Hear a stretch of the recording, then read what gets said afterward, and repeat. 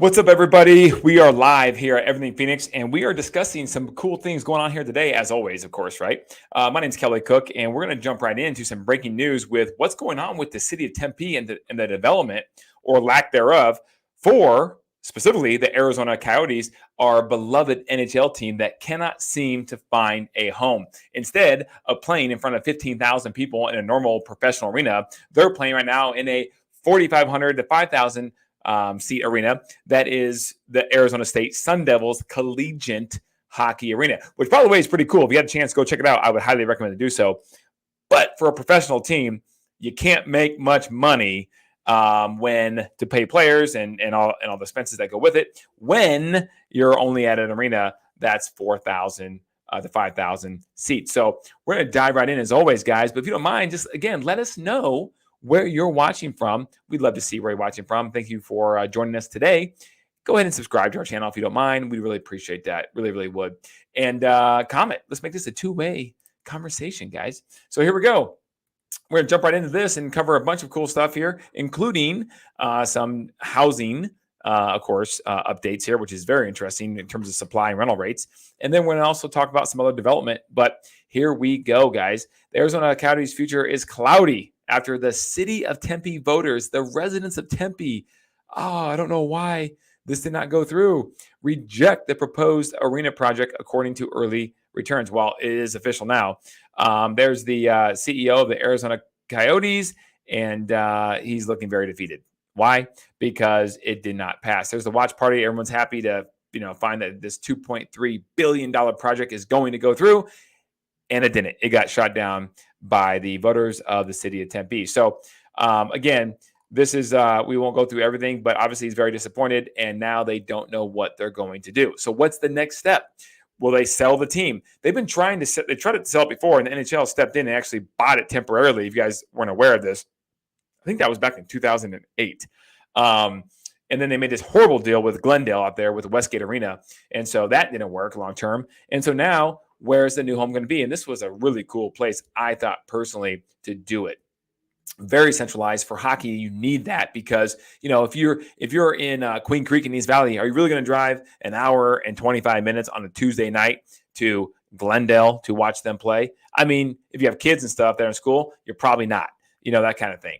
So, and hockey's big. Hockey's big in the desert, and the NHL wants to keep it there. So, man, that's crazy. Abby, what's going on? Maybe Vegas will steal the Coyotes like they do with with all those sports teams. They could be called the Vegas Silver Coyotes to compete with the Golden Knights or the silver and black of the Las Vegas Raiders now. I like it. That's clever. That's clever. I like it. Chance, what's up, brother? How you doing? Watching from Scottsdale, my man. Thanks for joining. I appreciate it. I'm going to not waste anyone's time, including yours, Chance, and make sure I give some good information here about what's going on here, latest and greatest in Scottsdale. Abby, somebody mentioned maybe using the old Fiesta Mall in Mesa for another Coyotes arena since the old one was vetoed. That's right. The old Fiesta Mall in Mesa is one of the places that they suggested. In fact, we're gonna hit a couple of those places as well because you have, spoiler alert, North Scottsdale and North Phoenix as a couple other options that the Coyotes are looking at now. They're kind of scrambling.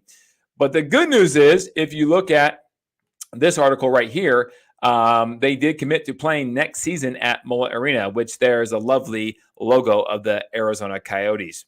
Oh, wait, I'm sorry. That's not the Coyotes. That's Arizona State, which is a college team, which is cool. Again, it's cool. But, man, it'd be nice to get them a home. And I don't even play hockey, but I love watching hockey. Guys, if you have a chance to go to a hockey game, it's so much better in person. I would highly recommend it. Don't just watch it on TV. Go to a game. It is a blast. Go to ASU game too. They're fun. So, anyways, the CEO is going to lose a bunch of money if they stay in Tempe at the Arizona State Arena one more year. But he has committed to do that while they hopefully try to get something now locked down in another suburb city of Phoenix, because Tempe said no bueno, which I just don't understand it. But anyways, here's the vote. The vote was like basically 56 to 44 in that ballpark across the board for all three propositions. And so now the three other locations are Scottsdale or East Valley, which is the old Fiesta Mall area, Mesa, or even the North Phoenix area as well. It would be the third proposed location. There's the commissioner of the NHL who flew all the way in to attend the Tempe City Council meeting they had about this. Guys, I have another article here too. This arena would have been really cool. I mean, there he is again, just looking not happy, right? Where's that picture? Man, I don't know. Okay, but anyways, here's the additional places they're talking about. The Loop Air 101 in Central Scottsdale already has big draws, with the Talking Stick, Resort, Casino, Top Golf, etc. The 101 and 202 intersection, that would be amazing. That'd be sick right there, okay? That would be a fantastic location if they could figure that out. There's 46 acres there right next to the Tempe Marketplace, right? And if you could do that on the north side with that big plot of land that's open somehow, some way, that would be really, really cool to have it right there. And there's the Fiesta Mall option right there that Miss Abby was talking about. So that could be a good option too. 80 acres there. They're all good options. We just got to make one work. I like the Tempe one. That was great. I'm going to find you guys real quick a picture of the where was it here? Give me 1 second here. The picture of there it is. It was beautiful. Look at that. Look at that. I mean, that would have been amazing to be right there on Tempe Town Lake or close by it, right? So, man, that'd been cool. But it's not to be. It's done, and so we have to move on, and that we will do. Now, let's hit up the housing market really quick before I go into data. Let's talk about an article real quick that came out here just a day or two ago. Phoenix, one of just 2 places nationally where single-family rents have dipped. Okay, that sounds dire. The media comes out and says, "Oh, so what does that mean? Does that mean that necessarily it's all going down the tubes?" No, it doesn't. Not at all, in fact. But what it's saying here is Phoenix and Vegas are 2 cities, 2 major metropolitan areas that had a decline in monthly rents in single-family homes, each reporting a March drop of negative 0.2%, which is not much at all, right? According to CoreLogic. But again, CoreLogic is always running behind on their data. And I'm going to prove that to you here in a second. But before we go there, let's just talk about rents. Rents with a graph here, okay, I've set up for you guys. Here's where we're at with Phoenix. Now, I guess if you look at that red line, you could probably make the argument that there is a miniature. I mean, it's 1.35 on a price per square foot basis all across the board here recently, but maybe it was a 0.2% somewhere in there. I'm sure there probably is. So the point of the matter is, the fact of the matter is right here since, what is that? August of 2022, September 2022, right here, rents through the Phoenix metro area have stayed pretty on point and flat, right? So that's good. If we can get the housing market to just do that, we're going to be in great shape, guys. We just want a flat, boring, small, appreciating market, and that would be great like we had for a couple of years before COVID. So, but I don't know if that's going to happen anytime soon, and we'll go into that in just a second. But rents are not the world's not ending, right? When it comes to rental rates, I'm an investor myself, and our rents have stayed the same. In fact, they've gone up a couple of places where we have rental houses. So that's all good stuff. Mortgage rates. Let's check out this. So obviously we were expecting that rates were going to hopefully go sideways here, or sideways or down, I should say. Ideally, instead of sideways would be great at this point because they went back up. 30-year fixed, 6.82. Man, we were just down in the 6.4 something just a few days ago. Now we're back to 6.82 and a 30-year fix. You can see it right here. And so that's not ideal. Mortgage rates now at 2 months highs right now. So we'll see what happens. Now, before I go any further on the rates, let's talk about this for a second, guys. I didn't have time to pull up a chart on this, okay? However, just stay with me for a second. Have you heard of an inverted yield curve? You probably have. Some of you guys probably have. So basically what that means is when the short-term bond, 2-year, whatever, 3-year is paying out, is becoming more valuable than a 10-year treasury bond, right? Then you have this inverted yield curve. And when that happens, if you go back and look at the several times that happened across the several decades, it always followed by somewhat of a miniature to larger recession. Most of the time. I can't say it's 100% because it's not. But that's usually what happens. Now, recession could mean something very mild. That's for sure. But again, keep in mind, that's what the Federal Reserve has been trying to put us in to an extent. They want to slow down the economy. They want to slow down job growth because this will kill or help fight inflation. You have to get that under control. And so one thing they can do is they can raise rates so people can spend less. Their money's worth less. Their money doesn't go as far on their buying power, and therefore, inflation starts to come down. Ultimately, that's what we want. That's what's happening. When you have this inverted yield curve, that is another sign that what you're probably going to see is that we're going to have a little pullback in the economy here coming up. And I don't know in the housing market. I do know. I mean, I'm educatedly guessing here, and I'm proving it to you guys with all this data that we probably won't see the market in the housing market slow down much. Now, stock market, all that stuff, I can't comment. That's my wheelhouse. But from the real estate data, housing market alone, even if the economy pulls back a little bit, housing is going to stay or do fairly well. I think here in the short term, who knows what happened in 6 months? But in the short term, next 2-3 months. There's no sign of it slowing down, and I'll show you why here in just a second. But that inverted yield curve is one more sign that we're probably going to have a pullback in the economy. It's around the corner. But what happens in a recession? What happens? Do you guys know what happens with rates when we have a mild recession or a recession? What happens? This is the interactive part, guys. Come on, let's go. Rates come down. Rates start to come down. And they come down because now they don't want this to go into full-blown depression, right? And so if you have a mild recession, they don't want a large recession. They don't want a great recession. And they certainly don't want a depression. So they'll start to bring down the rates a little bit. So that could happen. So we'll see what happens. Now, the problem, I said this a long time, guys, and I'll say it again. The problem with having a Federal Reserve that oversees monetary policy for the whole country is that not every city in America is created equal by housing prices and home values, population growth, etc.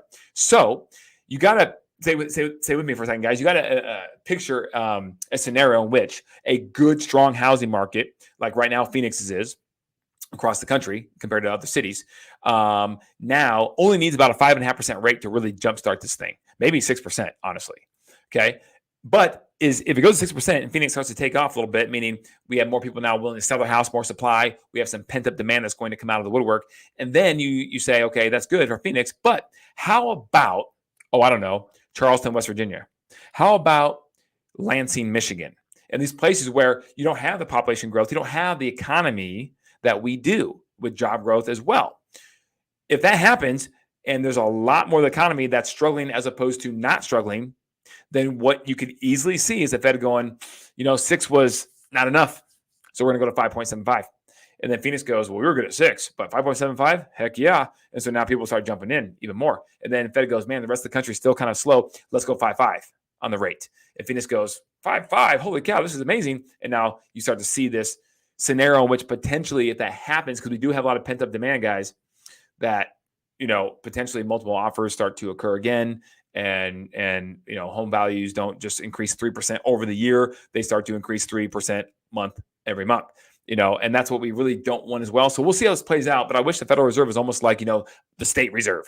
So they could determine for, that state what was the best policy on a borrowing national rate. There's all kinds of reasons why you can't do that. I'm sure. I'm just speaking out loud. That would be kind of cool. Okay. So that being said, let's go back to the housing economy on some data. Here we go. So Cromford report, guys, you know the deal. Cromford report is a balanced market between 90 and 110. Okay, 90 and 110. Below 90 is a buyer's market. Above 110 is a seller's market. Just data. Don't get mad at Cromford. Don't get mad at me. It's just data, and that's what it is. Okay, so you look over here now. I'm going to share my screen. And Cromford report, wow, here we go, guys. It's not just Central Arizona, meaning like Phoenix, that is struggling with low supply of homes for sale. The situation is also severe in many areas in the USA. In parts of California, the inventory level is approaching the lowest level ever seen in January of 2022, which that was the lowest level, and now it's approaching that level again. Okay, Phoenix is starting to have this, and has been experiencing this as well. Okay, this will drive remaining buyers into the arms of new home builders. It's no wonder that the new home builders are feeling pretty pleased with themselves. Resale homes are their primary competition, and when resale supply is weak, they are strong. All right, so the month supply reading for all areas and types is currently 1.6 months. That's it, of supply.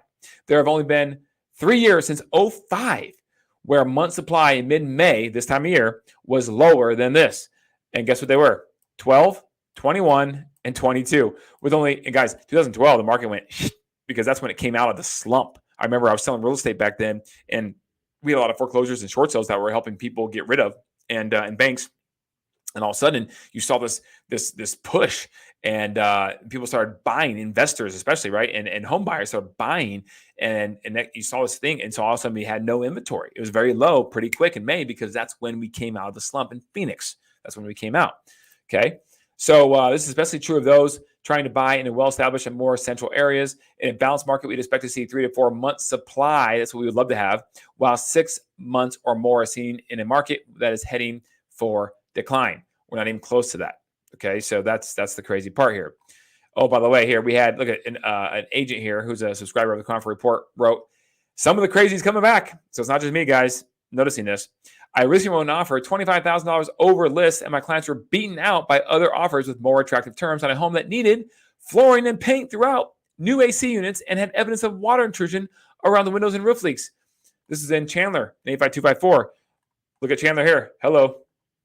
251 on the CMI.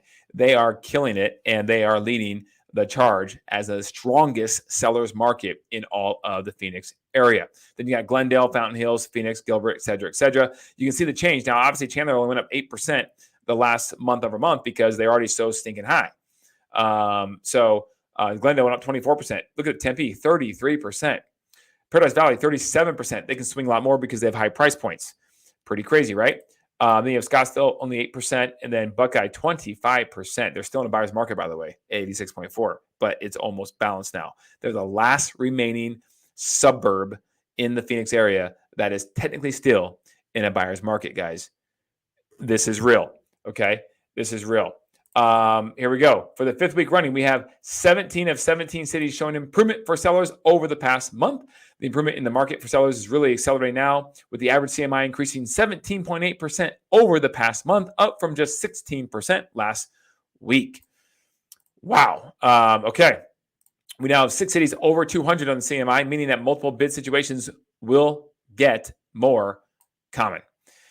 Okay, guys, that's interesting. Now let's look at this. This is what I really want to show you. This is what you stuck around for right here, this graph and this explanation of this graph. So don't go anywhere. I'm going to try to make it entertaining as possible, okay? Cromford Market Index, we just know what that is. We just went over that. This is interesting. Look.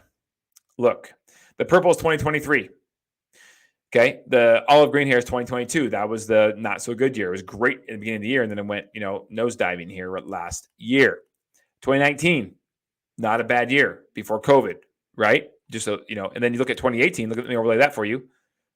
Okay, I would love to have a little 2018 right now in my life in 2023. I'm just saying, right? Look at that, nice and flat. Maybe a little appreciation, maybe, right? 2017, very similar. I like that, man. Can we get a 3-year run of that we had from 17 to 19 again? Okay, now let's take those off again. Now here's what I'm going to show you. The CMI is so ahead of its time in terms of data and letting you know what you need to do in terms of your real estate movements and actions, buying, selling, whatever it may be. Watch what happened. The height of the market. Does anybody know what the height of the market was in 2022 before it turned? I said it a couple times in the show. I'll say it again. It was May 13th. May 13th of 2022. That was by data, all data combined, supply, demand, price per square foot, the whole 9 yards. That was the pinnacle, and then it started to go, right? And I know this as well because it felt that way. I remember our first property that we had was that we put in the market for a client was the 3rd week of May, and we only got one offer. Now, the one offer we had was really good because we were telling them we're going to get all kinds of offers, right? And we're going to sell this thing. We're going to make your best offer. We're going to bid this thing up, blah, blah, blah, blah. What everybody was doing, right? Sell in 72 hours. That's what we did. We just didn't have a big marketing budget. Tell everybody we're 72 sold, right? But we were selling 72 hours. And same strategy. Any agent worth their salt was doing a strategy like this. And all of a sudden we had one offer. That was a good offer, and we sold the house, but we had one offer. Now, guys, mind you, we are used to getting 3+ offers on every property, almost any type, no matter where it was, no matter what the price range was prior to this for the past 6 months. So that was a red flag. And then it took off. Now, May 13th, guys, let's call it right about, let's give you a benefit right here. That was a height of the market when it came to price point, when it came to buyer demand. when it came to supply. But look what happened. The CMI was telling people right about, I'm going to get off the screen here so you can see, right about where my cursor is here. This is puts you about the second week of February. Okay. That's when that was the height of the market in terms of before it turns. Because remember, guys, the real estate market is a Titanic, right? It's not a speedboat. It takes a while to turn this sucker. And before you know it, it becomes a lag measure when you thought it was a lead measure. So the CMI, though, is ahead of all this because it tracks every single data point there possibly is and tells you what's going to happen before it's going to happen. Kind of fortune telling. It's about 2-3 months ahead of its time, typically. So, guys, the high of the market was May 13th. They were telling us to look out on the third week of February. So you had about a 2-month plus time period in which, if you're an investor, especially, or a flipper, and you had a house you want to sell, holy cow, you start selling it right here. And if whatever they ask for, you just give it to them, right, and get out because this is coming. And the CMI this trend was happening right here, and right now this is not good. When it starts to hump and trend this way, it's not always going to reverse itself. So right here, here's the purple one now. The purple one is at 154.8, and look at the trend. So the trend, just like 2019, it started to go up, right? That's what it did, and then of course it was a normal year to an extent, and then we had COVID in 2020. But right now, guys, it's not turning the other way. There's nothing to suggest that 2023 right now in Phoenix, we're going to wait because we're going to have a great deal right around the corner here soon. Now, that may be in 6 months, maybe, right? That's very possible. No one has a crystal ball. But as of right now, in the short term, over the next several months, you don't see this moving very much. Most likely are turning the other way. And if it does, it's going to be most likely a slow turn, right, that you'll see coming if you watch this show every single week when we track this data, guys. So I want to show it to you. I know it's kind of boring, but I want to show it to you. And then we have our gauges here, guys, that you can tap into at any point through us. We can give you information on all this stuff. Like, for example, Scottsdale is at 160. Look at the supply, guys. Just low, low, low. Goodyear, is your supply higher? Not much. Fountain Hills, really low supply. Look at that supply, guys. Super low. Look at the supply index over here, right? 53.5 for Paradise Valley. Demand is decent, guys. Demand is not great. Let's be clear about that. But it's decent. It's average. And when you have that combined with very low supply, you have prices increasing. So we need to figure out a way to get rates down a little bit lower to where the person that has a 3% mortgage right now fixed for the next 26 years or whatever it is says, you know what? I'm good to go ahead and sell and take that 5.5% rate. Even though I have 3, I get it, but I really need to move. But at 6.75, no, I'm not moving. Can't do it. So this is where we need to get to, guys. This is where we need to get to. And that's where I think the market is going to be heading, honestly, with this inverted yield curve and with inflation starting to get a little bit more under control. I think this is probably happening sometime here over the next several months. I'm not saying 4%, guys, please hear me, but I'm saying I think you're going to start seeing rates, start to settle in a little more around that low 6 mark to maybe 6.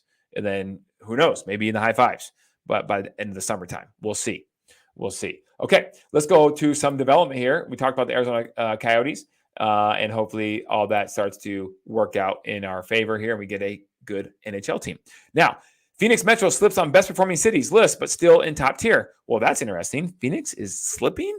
We have all this development. Kelly, you're hyping up Phoenix every single week on YouTube Live here with Everything Phoenix, and your show is called that.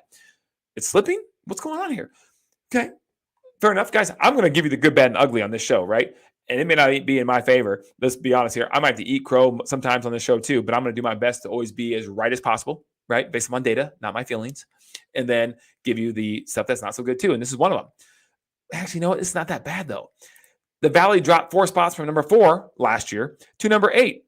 That's not that bad, guys. So it's still in the top 10 of, I believe it's, I want to say 400 cities they evaluate. 400 cities, I believe, in America. Okay, so this is the first year in a while that Phoenix has fallen rather than risen in the rankings. Phoenix jumped from 12 in 2020 to 7 in 2021 to 4 in 2022, and now we're back to 8.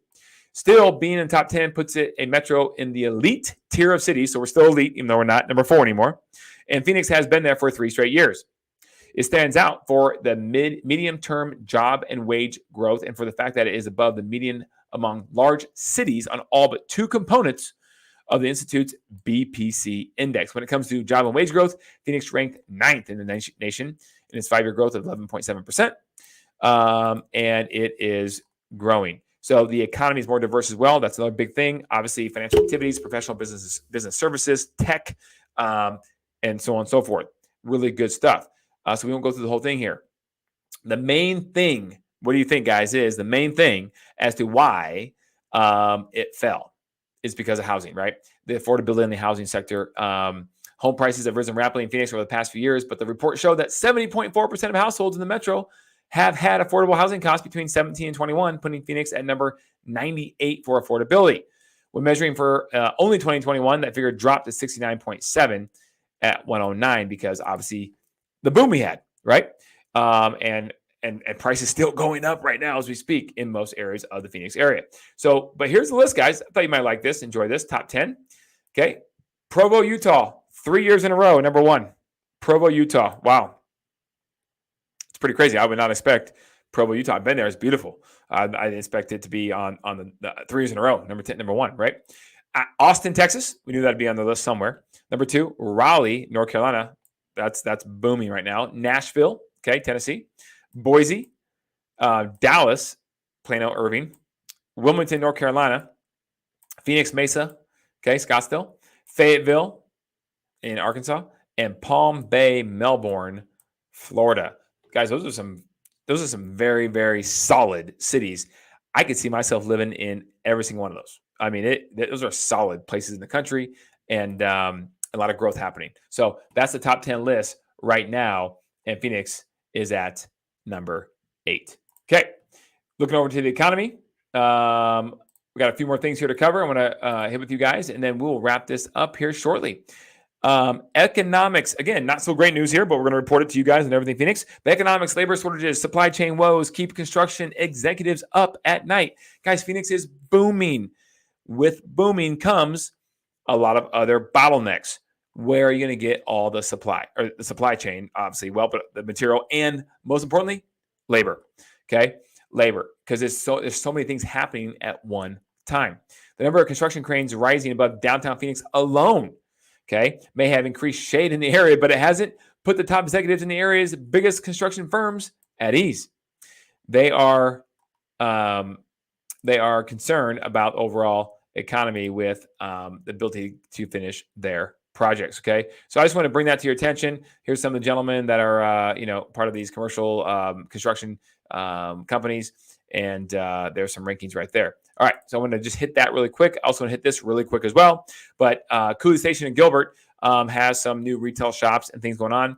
But guys, Gilbert is exploding. I just did a video on Gilbert, pros and cons, and we have several videos on Gilbert, because Gilbert, guys, is one of those places that is kind of not talked about, but is a great place to live. And it's just continuing to boom. So owning real estate or anything of that matter in Gilbert, not anything, but a lot of things in Gilbert, land, buildings, property, houses, etc. Long-term is going to be probably pretty safe bet. Okay. I would say that your odds are in your favor. Okay. Medical offices. I mean, there's all kinds of stuff going on in Gilbert. So I just want to bring that to your attention, some development down there, because you don't talk about Gilbert very much on a national scale. Even on local scale, it's not talked about that much. It's always, Phoenix, Scottsdale, Tempe, and places like that. All right, this is interesting, I thought. New Women's Pro Soccer League announces Phoenix team will play in the inaugural season. So all my women out there who love soccer, here you go. If you want to play some professional soccer and don't have to maybe move to some other city because you love Phoenix, of course, right? Because who wouldn't? Maybe you can stay here and play. This is kind of cool, right? But a professional women's soccer team will be established in Phoenix as one of the initial clubs in a new national league. It's the USL Super League, is expected to launch in August of 24 as a Division I sanctioned league under U.S. Soccer with 10 to 12 teams in this first season, and then we'll see what goes from there. Okay, but guys, in Phoenix, the Phoenix Rising Football Club ownership group, is the men's, obviously semi-pro, because they're not, MLS, unfortunately, yet. They're trying to get there if it's all possible one day, but not yet. And they have a huge following. Now, when I say huge, I don't mean like Arizona Cardinals football, like the NHL, NFL, or like Diamondbacks. But when I say they have a very loyal and very passionate group of fans, soccer here in Phoenix does, and the Phoenix Football Club has that specifically. You see the stickers on the cars everywhere, and they have a youth sports league that's huge in the Valley with select teams, club teams, and rec teams. And so they're doing a good job trying to get kids into that mode of soccer here in the Phoenix area at a young age and hopefully be fans as they grow up, assuming that Phoenix Football Club continues to grow. Now, with the addition of women's soccer, that's pretty cool, right? Now you have the ability for all the little girls who play in that Phoenix Rising Football Club to have this to strive for specifically for a local team. Now, obviously, you already have professional women's soccer elsewhere in the country, but Phoenix, here you go. Let's go. Oh, Lori. What's going on, Lori? Gilbert is a great place to live. Lots of great restaurants in downtown Gilbert. Downtown Gilbert, it might be my favorite downtown in all of Phoenix, the Phoenix area. I'm serious, guys. Old Town Scottsdale is hard to beat, but it's busy and it's just a lot going on, right? So it's like stimulus overload. But if you want to just a good time with some really good food, good concepts, they got a water tower in downtown Gilbert. I mean, who has a water tower in like a major city? Gilbert does. It's awesome. Reminds me of a small town, Nebraska feel, right? That sort of thing. So it's really cool. I love Gilbert too, Lori. Thank you for pointing that out. But anyways, women's soccer coming to Phoenix on the professional scale. Stay tuned to that for next year. That's kind of big news, right? And then a couple more things here. HonorHealth breaks ground on a $60 million project in Scottsdale. Guys, HonorHealth is doing a big project on the Loop 101 in Scottsdale here coming up. They bought some land, but this one here is a cardiovascular new center at their current campus, because they have some land there on the current campus off of 90th and Shea, which is right off the 101 and Shea Boulevard in Scottsdale. So, guys, I'm telling you, the healthcare sector in Phoenix is booming, and it's not going anywhere because of the amount of money spent on just the land for some of these development projects over the next, that's already been spent to build over the next 10 years or so. Incredible. HonorHealth, Banner Health, the Mayo Clinic. Incredible, guys. So if you're going to move to Phoenix and you're maybe get up there in age, you're going to have some of the best medical facilities to possibly take care of yourself that you could want. I mean, we have the Cancer Centers of America here as well in Phoenix. I mean, it's pretty darn good. So, all right, a couple more things, guys. This is the fun part towards the end, right? Or semi-fun. You might not think it's that fun, but I think it's kind of cool. And this is good news, guys. Developer secures a major loan to finish the construction at the $2 billion Paradise Valley community. What community is that? The Ritz-Carlton project, of course. And there, right there in that picture is the lovely pool of the $2 billion Ritz-Carlton Resort Hotel. It is incredible. It's a mixed-use project. The Palmair mixed-use project spans over 122 acres, and it's just, there's Camelback Mountain, the iconic Camelback Mountain right there down Broadway, and it's just going to be a phenomenal place to go. And if you live here, if you're a local Phoenician, you got a staycation when this is done because this is outstanding. I took a tour of this. I did a video on it, and I did it under construction, and it's just incredible what they're pointing out to me. The view, the way everything, the attention to detail is just, it's just outstanding. And then on top of that, the Palmair district with the Fendi building out of Rome, Italy, right? Fendi building. They're doing a condo high rise here that's going to be outstanding. And they haven't even broke ground on it yet because they're still waiting for some things to take place with permitting and the city approval. But it's going to happen. And they think that possibly early 2024, it's going to start breaking ground. And they are doing pre-selling here towards the end of 2023. But they have people that they're putting on a waiting list. So if you have the ability to or want to know more about that project, let us know. We'd love to help you out. I actually have the cell phone of the sales rep. We're good friends. She's awesome. And I'd be happy to call her up and get any questions you have answered in a very timely fashion. So that is that project that's huge to get that loan to finish that project because it's going to continue to be one more thing to put Phoenix and Scottsdale on the map. Last but not least, guys, here we go. Southern California restaurant train, the Crack Shack, to make Arizona debut. I don't know how they got that name passed, the Crack Shack, but there you go. Look at that chicken sandwich. Oh my goodness. Okay, so this is going to be pretty crazy, and why I want to bring this to your attention because the name was kind of wild. But you have the chicken Daddy's Chicken Shack, right? That we talked about last week. They're opening here in just the end of this month here in Scottsdale, but they're doing like 10 to 12 restaurants around the valley because they're going to be a quote unquote chain to an extent, right? With franchises, I guess. Then you have Crack Shack making their debut, and this is chicken too. By the way, Daddy's Chicken Shack, that's chicken. Here, Crack Shack is a chicken restaurant, kind of like a fast casual, right? And then you have Hawaiian Bros coming down here from Kansas City.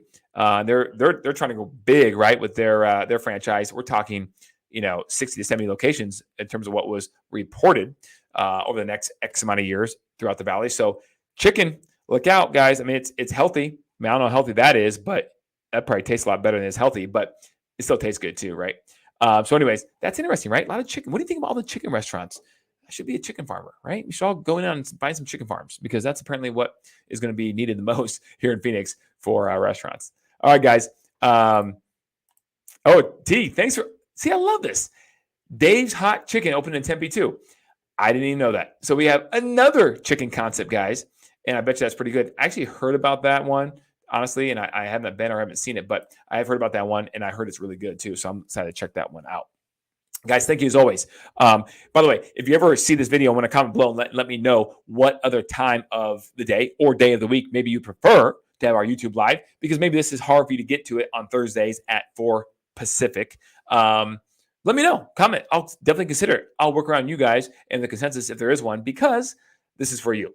And this is your education, your information, your, hopefully at the end of the day, overall enjoyment. Thanks, guys, as always. And until next time, stay classy, Phoenix.